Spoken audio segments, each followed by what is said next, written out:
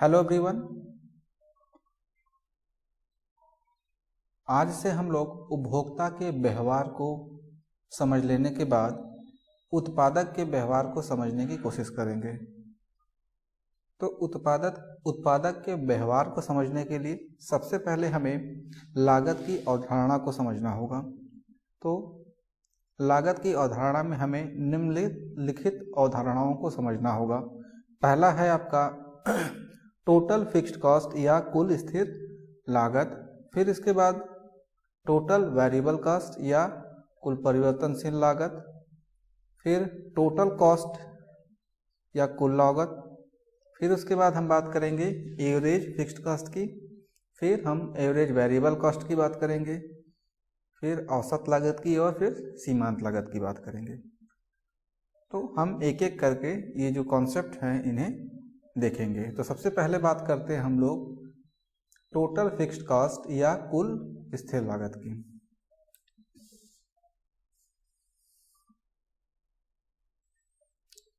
तो ये जो फिक्स्ड कॉस्ट होता है, जब कोई उत्पादक होगा किसी वस्तु का उत्पादन करेगा तो उसकी लागतें दो प्रकार की हो सकती हैं। एक स्थिर लागत और दूसरा हो सकती है परिवर्तनशील लागत। तो लागतों का जो क्लासिफिकेशन होता है वह बेसिकली हम दो टाइम पीरियड के आधार पर कर सकते हैं, एक अल्पावधि के लिए और एक दीर्घावधि के लिए। तो यहाँ पे हम लोग अल्पावधि के अंतर्गत लागत की अवधारणा की बात कर रहे हैं और सबसे पहला कॉस्ट होगा आपका फिक्स्ड कॉस्ट यानी स्थिर लागत। अब ये स्थिर लागत क्या होती है? तो जब भी कोई उत्पादक उत्पादन करना चाहेगा तो वह चाहे किसी वस्तु की एक इकाई का उत्पादन करें, चाहे 100 इकाई का करें, चाहे एक भी इकाई का उत्पादन ना करें, लेकिन कुछ लागतें उसकी बनी रहती हैं। जैसे अगर उत्पादक ने कोई मकान किराए पे लेकर वहाँ पे अपना फार्म खोला हुआ है, तो जो मकान का किराया होगा उसे देना पड़ेगा, चाहे वो किसी एक इकाई का प्रोडक्शन करे, चाहे वो 100 इकाई का प्रोडक्शन करे, चाहे वो किसी भी इकाई का प्रोडक्शन ना करे। यानी कॉस्ट उसकी उसे किराए के रूप में देना पड़ेगा। कहने का अर्थ ये है कि जैसे जैसे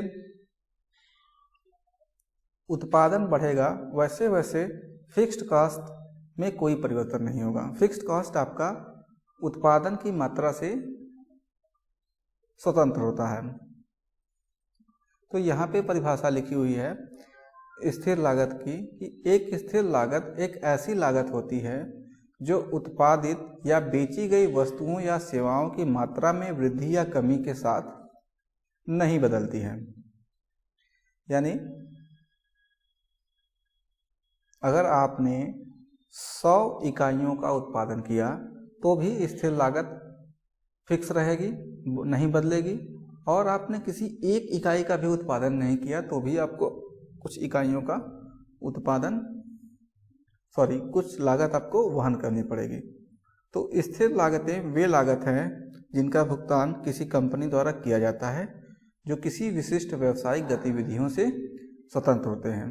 उदाहरण के लिए भवन, मशीनरी, भूमि। तो जो मशीन आपने खरीदी हुई है उत्पादन के लिए, उस मशीन से आप चाहे कोई प्रोडक्शन करें चाहे ना करें, लेकिन उसकी लागत आपकी बनी रहेगी। तो सीधा सा इसका मतलब होता है कि जैसे जैसे आपका उत्पादन बढ़ेगा,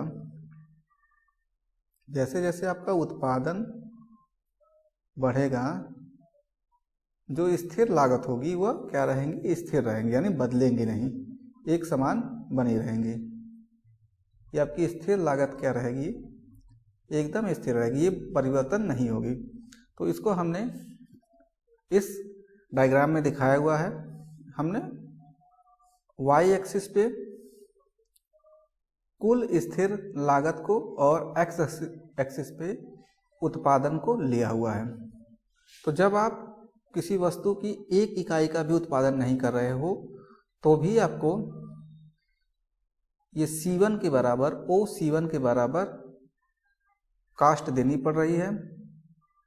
आप अगर मान लेते हैं कि ये x1 इकाइयों का उत्पादन करते हैं तो भी आपको इस OC1 के बराबर फिक्स्ड कास्ट देनी पड़ेगी।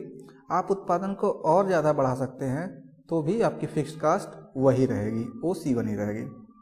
यानी कि आप अगर 1 इकाई का उत्पादन कर रहे हों तो भी आपकी स्थिर लागत उतना ही रहेगा, और आप 100 इकाइयों का उत्पादन कर रहे हों तो भी स्थिर लागत उतनी ही रहेगी।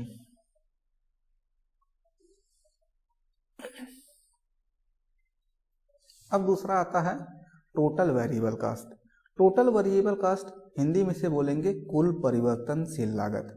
इसका मतलब होता है कि जैसे जैसे उत्पादन बढ़ेगा आपका परिवर्तनशील लागत भी बढ़ेगी। जैसे आपने कच्चा माल कोई खरीदा है, जैसे आपको पेन बनाना है तो आपने उसके लिए इंक, प्लास्टिक, ये सारी चीज़ें खरीदी हुई हैं, तो आप जितना ज़्यादा पेन का निर्माण करते जाएंगे उतनी ज़्यादा आपकी प्लास्टिक और इंक की आवश्यकता पड़ेगी। यानी जैसे जैसे उत्पादन बढ़ेगा वैसे वैसे ये लागतें आपकी बढ़ेंगी। तो इनका संबंध क्या होता है? उत्पादन के साथ होता है। यानी जैसे जैसे आपका उत्पादन बढ़ेगा, उत्पादन जैसे जैसे बढ़ेगा उसी तरीके से ये आपकी जो टोटल वेरिएबल कॉस्ट है यानी कुल परिवर्तनशील लागत है ये भी बढ़ेगी, और जब ये कम होगी तो ये टोटल वेरिएबल कॉस्ट भी कम होगी। तो इसको हमने इस डायग्राम से समझाया है। हमने x अक्ष पे उत्पादन को और y अक्ष पे कुल परिवर्तनशील लागत या टोटल वेरिएबल कास्ट या TVC को दिखाया हुआ है। तो जब आप कोई भी यूनिट का प्रोडक्शन नहीं करेंगे तो आपकी जो कुल परिवर्तनशील लागत है वह भी शून्य होगी। जैसे जैसे आप उत्पादन बढ़ाएंगे आपकी टोटल वेरिएबल कास्ट भी बढ़ती जाएगी।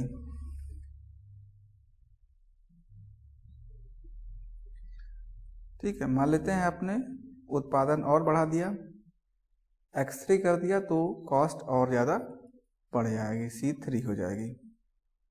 तो इस तरह हम देखते हैं कि जैसे जैसे हमारा उत्पादन बढ़ रहा है वैसे वैसे हमारी कुल परिवर्तनशील लागत भी बढ़ रही है, इसलिए इसका डायग्राम इस प्रकार का होगा।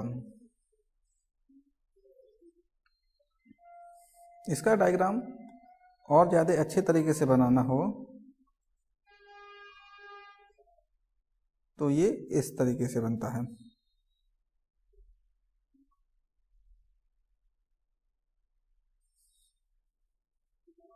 इधर हमने x एक्सिस दिखा दिया, ये आपका हो गया TVC, इधर हो गया y एक्सिस, इधर हो गई आपकी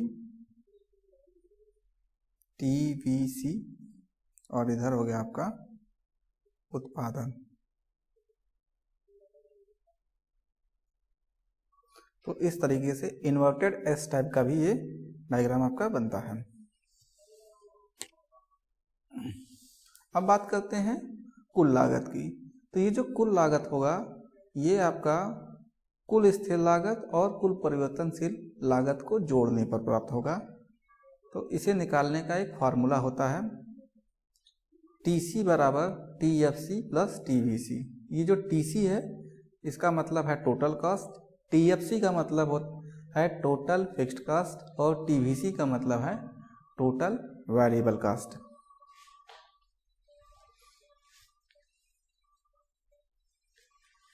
ये जो कुल लागत हो गई आपकी वह क्या होगी? कुल स्थिर लागत धन कुल परिवर्तनशील लागत के बराबर होगी। तो हमने पहले क्या बनाया हुआ था?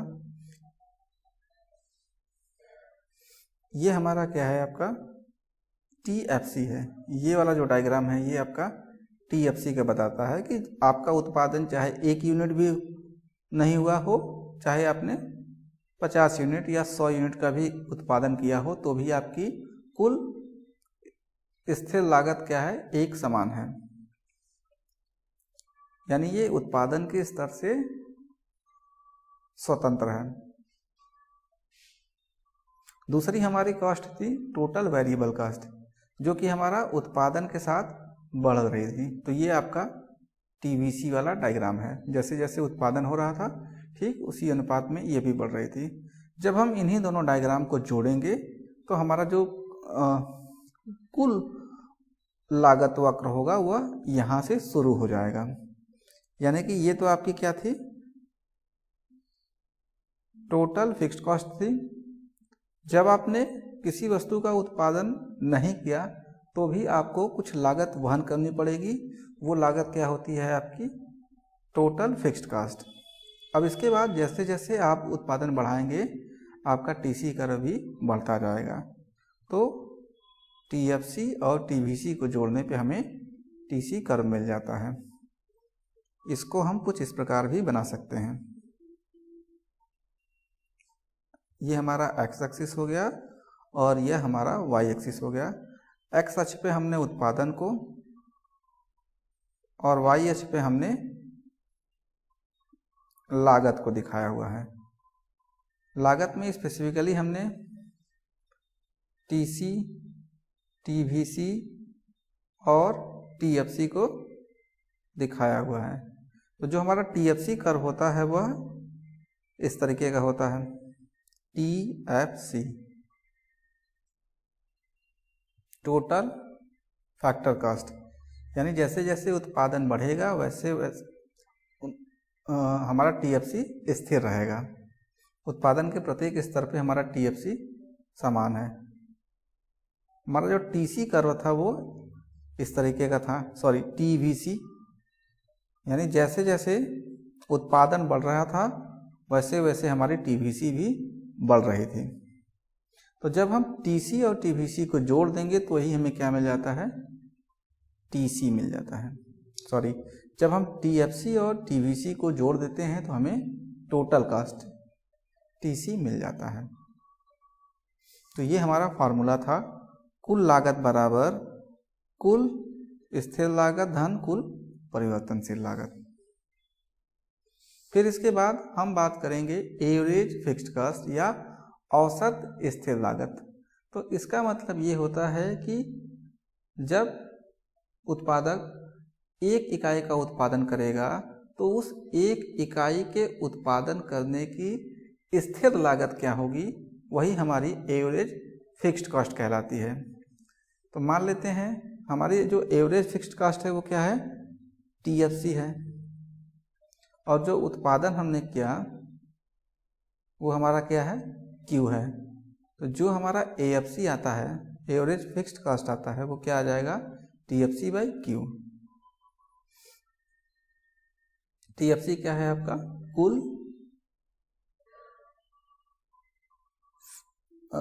कुल स्थिर लागत है, और क्यू क्या है आपका, उत्पादन है। तो एएफसी क्या बताएगा आपका, प्रति यूनिट स्थिर लागत, यानी प्रति इकाई स्थिर लागत क्या है। ठीक है, और इसकी गणना करने के लिए हम क्या करेंगे, कुल स्थिर लागत को उत्पादन स्तर से विभाजित कर देंगे। तो ये आपका क्या है, कुल स्थिर लागत है, और ये क्या है आपका, कुल उत्पादन है। जब आप इसको डिवाइड करेंगे तो यही आपको मिल जाएगा एवरेज फिक्स्ड कॉस्ट या औसत स्थिर लागत। यानी एक इकाई उत्पादित करने के लिए औसत स्थिर लागत आपकी क्या है।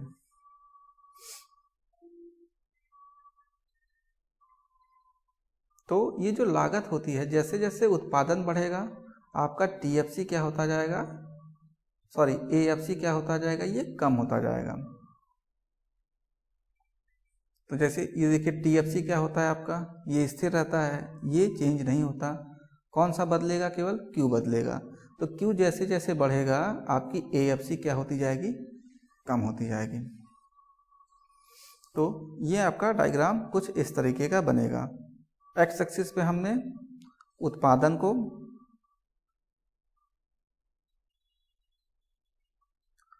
और वाई एक्सिस पे हमने लागत को दिखाया हुआ है। तो एक इकाई प्रोड्यूस करने में शुरू में क्या आएगी, लागत आपकी अधिक आएगी। एक इकाई को प्रोड्यूस करने की जो स्थिर लागत होगी वो क्या होगी, अधिक होगी। ठीक है, जिसको हम यहाँ से देख सकते हैं। और जैसे जैसे हम उत्पादन बढ़ाते जाएंगे, ये जो AFC है यानी औसत स्थिर लागत है वो क्या होती जाएगी, आपकी कम होती जाएगी। ठीक है, तो ये जो शेप मिलता है ये हमें रेक्टेंगुलर हाइपरबोला का शेप मिलता है, रेक्टेंगुलर हाइपरबोला या अति परवलयाकार।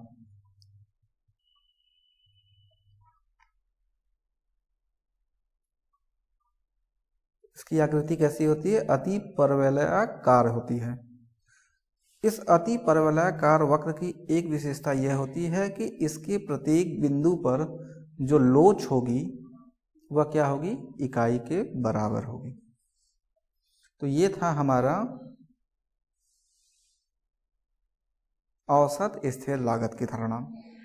तो ये क्या था, एक बार फिर से हम समझते हैं। औसत स्थिर लागत मतलब एक इकाई उत्पादन करने की स्थिर लागत क्या होगी, वही हमारा औसत स्थिर लागत बतलाता है। इसको निकालने के लिए हम क्या करेंगे, कुल स्थिर लागत में उत्पादन स्तर से भाग दे देंगे। फिर इसके बाद हम लोग बात करेंगे टोटल वेरिएबल कास्ट या औसत परिवर्तनशील लागत। तो इसका मतलब क्या हुआ, किसी वस्तु की एक इकाई उत्पादन करने में कुल परिवर्तनशील लागत कितनी आई है। इससे पहले हमने क्या देखा था, औसत स्थिर लागत यानी एक वस्तु का किसी वस्तु की एक इकाई उत्पादन करने में स्थिर लागत कितना आई थी। अब यहाँ पे क्या है, औसत परिवर्तनशील लागत यानी किसी वस्तु की एक इकाई उत्पादन करने की परिवर्तनशील लागत कितनी है। तो ये आपकी है औसत परिवर्तनशील लागत।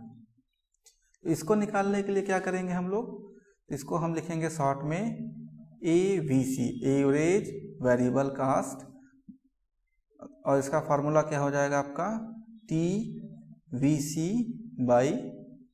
ये TVC क्या है, कुल परिवर्तनशील लागत, और Q क्या है, उत्पादन स्तर। तो इसका जो आकृति होती है ये U आकार की होती है।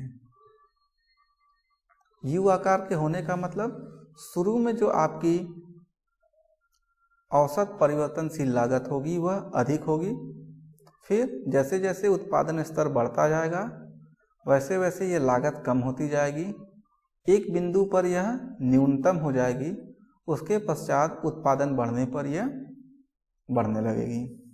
एक बार फिर से देखा जाए तो जो एवरेज वेरिएबल कास्ट या औसत परिवर्तनशील लागत या AVC है वह प्रारंभ में क्या होगी, अधिक होगी। ठीक है, जैसे जैसे आपका उत्पादन स्तर बढ़ता जाएगा AVC आपकी क्या होगी, कम होती जाएगी। ये जो वर्टिकल लाइन है यही हमारी क्या बता रही है, एवरेज वेरिएबल कॉस्ट को, और जैसे जैसे हमारा उत्पादन का स्तर बढ़ता जा रहा है ये एवरेज वेरिएबल कॉस्ट कम होता जा रहा है। एक बिंदु ऐसा आएगा जहां पर यह एवरेज वेरिएबल कॉस्ट सबसे कम हो जाएगी, न्यूनतम हो जाएगी, यहाँ पे क्या हो जाएगी, मिनिमम हो जाएगी। फिर इस बिंदु के पश्चात जैसे जैसे उत्पादन आप बढ़ाओगे कुल परिवर्तनशील लागत बढ़ती जाएगी। तो जब भी कोई वक्र आपका U शेप का मिलता है तो उसका यही अर्थ है कि जैसे जैसे उत्पादन बढ़ेगी प्रारंभ में क्या होगा, लागत कम होगी, एक बिंदु पर न्यूनतम हो जाएगा, फिर उस बिंदु के पश्चात भी अगर आप उत्पादन को बढ़ाते रहेंगे तो एवरेज वेरिएबल कास्ट बढ़ती रहेगी। ये आपका फार्मूला है, औसत परिवर्तनशील लागत बराबर कुल परिवर्तनशील लागत बटा उत्पादन। इंग्लिश में आपका है AVC बराबर TVC या total variable cost upon output. Output का मतलब उत्पादन।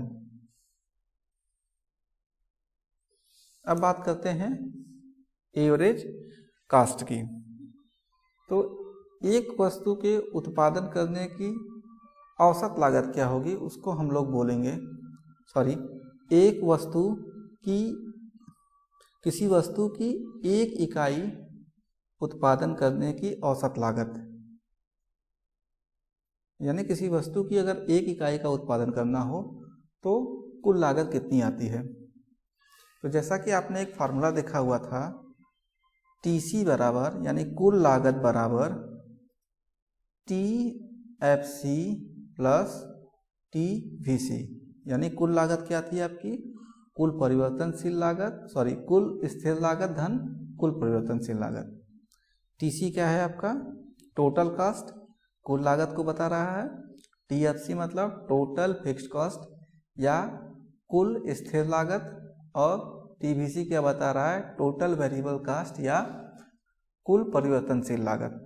अब हम क्या करते हैं, दोनों साइड में Q से डिवाइड कर देते हैं, तो क्या हो जाएगा TC by Q upon TFC by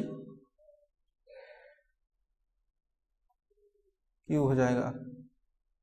ये क्या हो जाएगा आपका TFC बाई Q, और ये क्या हो जाएगा आपका TVC बाई Q। तो अभी इससे पहले हमने देखा था ये जो TC बाई Q है यही आपका क्या होता है, एक बार फिर से लिख लेते हैं, इसी को हम लोग बोलते हैं AC एवरेज कास्ट।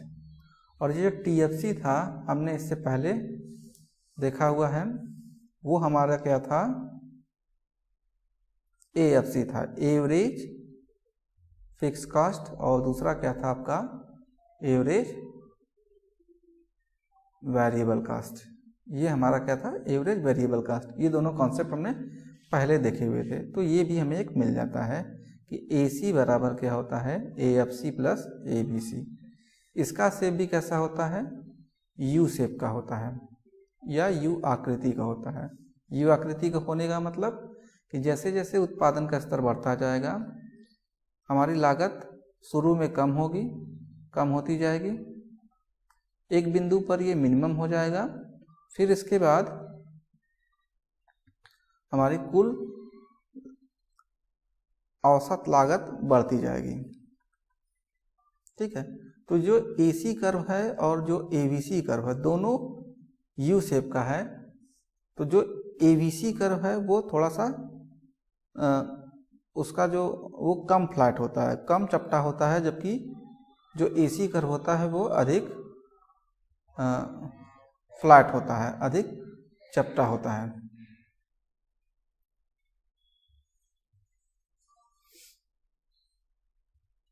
अब बात करेंगे हम लोग एक बहुत ही इम्पोर्टेंट कॉन्सेप्ट जिसका नाम है मार्जिनल कास्ट या सीमांत लागत। तो सीमांत लागत, जैसे हमने सीमांत उपयोगिता के बारे में पढ़ा हुआ था, सीमांत उपयोगिता मतलब किसी वस्तु के एक अतिरिक्त इकाई के उपभोग करने से कुल उत्पादन में हमारी कितना परिवर्तन हो रहा था, वो हमारी क्या थी, सीमांत उपयोगिता थी। उसी तरीके से हमारे पास क्या है, सीमांत लागत।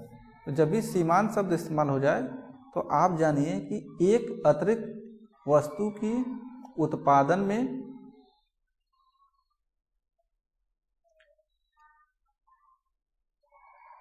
कुल लागत में आपका क्या परिवर्तन होता है। यानी जब आप एक वस्तु का अतिरिक्त उत्पादन करेंगे तो आपकी कुल लागत में क्या परिवर्तन आएगा, यही आपका क्या होगा, मार्जिनल कास्ट हो जाएगा।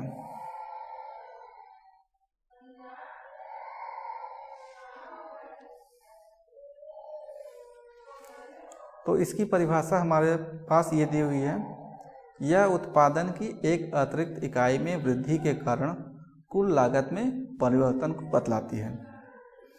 तो जिस तरीके से हमने देखा हुआ था, आपको याद होगा मार्जिनल यूटिलिटी क्या थी, तो वो क्या था आपका TUN माइनस 1।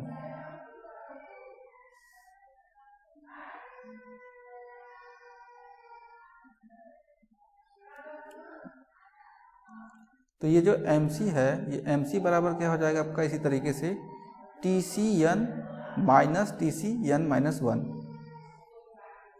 अब ये MC क्या है, MC का मतलब मार्जिनल कास्ट, TCN का मतलब जब आप किसी वस्तु की n इकाई, मान लेते हैं आप किसी वस्तु की 10 इकाइयों का उत्पादन कर रहे हैं, तो इस 10 इकाई के उत्पादन की कुल लागत क्या है, वो फिर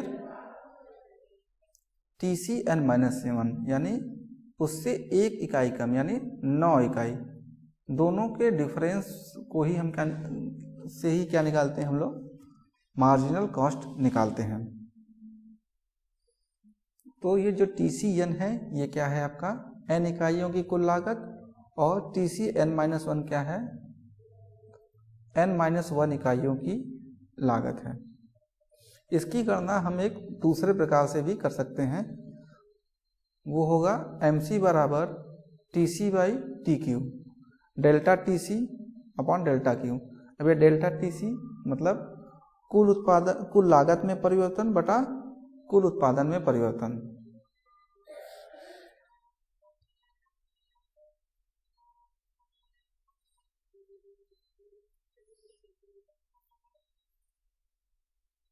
तो यहाँ पे जो MC है वो क्या बता रहा है आपका सीमांत लागत को, डेल्टा TC मतलब कुल लागत में परिवर्तन को, और डेल्टा Q क्या बता रहा है कुल उत्पादन में परिवर्तन को।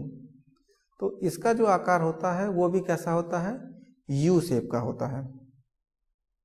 जैसे जैसे आपका उत्पादन बढ़ता जाएगा वैसे वैसे शुरू में जो सीमांत लागत होगी वो क्या होगी, कम होती जाएगी, एक बिंदु पर यह भी मिनिमम होगी, फिर उसके पश्चात यह बढ़ना प्रारंभ कर देगी।